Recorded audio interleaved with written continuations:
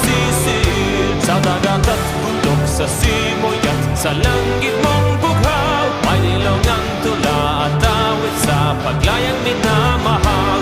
Ang kislap ng wakas